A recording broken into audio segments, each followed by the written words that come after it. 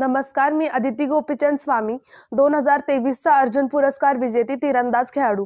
आपल्या देशात लोकशाही आहे म्हणूनच माझ्यासारख्या सामान्य कुटुंबातील मुलीला माझ्या तीरंदाजी खेळातील प्रावीण्यासाठी सर्वोच्च अर्जुन पुरस्कारासारखा पुरस्कार हा मिळू शकला.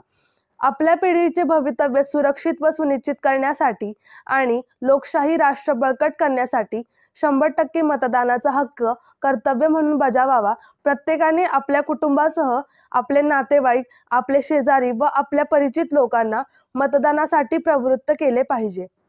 मी तीरंदाजी खेळाची प्रॅक्टिस गेले 5 वर्ष न चुकता केलेली आहे. अनेक अडचणींनंतर मी आज इथपर्यंत मजल मारली आहे.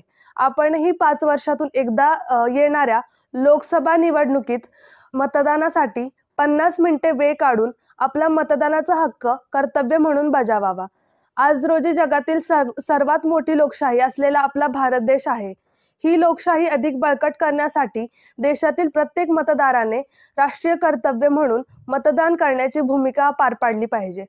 मी आपल्या जिल्ह्यातील सर्व युवक व युवतींना तसेच सर्वच मतदारांना हे आवाहन करते की येणाऱ्या लोकसभा निवडणुकीत 2024 करिता प्रत्येकाने आपला मतदानाचा अधिकार आपले कर्तव्य म्हणून बजावून देशाची लोकशाही बळकट करण्यास हातभार लावावा.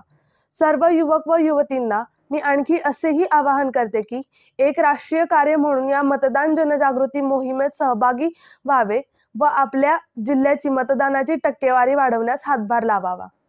धन्यवाद.